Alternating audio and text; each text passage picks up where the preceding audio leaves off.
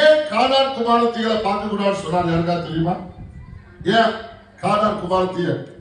கானான் சபிக்கப்பட்டவன், நோவாவுடைய சாபம்.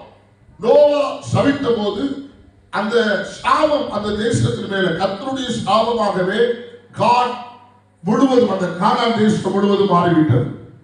இந்த கானானின் சாபத்தை போக்குவதற்கு நீதிமானை கர்த்தர் அந்த தேசத்திலே கொண்டு வைத்திருக்கிறார். அந்த நீதிமான் தான் ஆபிரகாம். அந்த ஆபிரகாம் அந்த தேசத்துக்கு வந்தது நிமித்தம் அந்த சாபம் நிறைந்த தேசம் ஆசீர்வாதமான தேசமாய் மாற வேண்டும். அதுதான் தேவனுடைய விருப்பம். ஆனால் அந்த ஆசீர்வாதமான தேசமாய் மாற வேண்டிய அந்த தேசத்திலே ஏற்கனவே சாபம் இருக்கிறது. அது ஆபிரகாம் மூலமாய், அவருடைய குமாரன் மூலமாய், அவருடைய குடும்பத்தின் மூலமாய் அந்த தேசம் சுத்திகரிக்கப்பட வேண்டும், ஆசீர்வதிக்கப்பட வேண்டும்.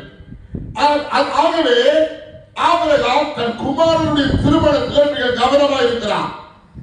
என் தேவன் இந்த தேசத்தில் கொண்டு வந்திருப்பது இந்த தேசத்தை என் நிமித்தமாய் ஆசீர்வதிப்பதற்காக.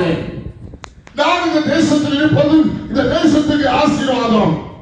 இந்த தேசம் சாபம் நிறைந்த ஒரு தேசம்.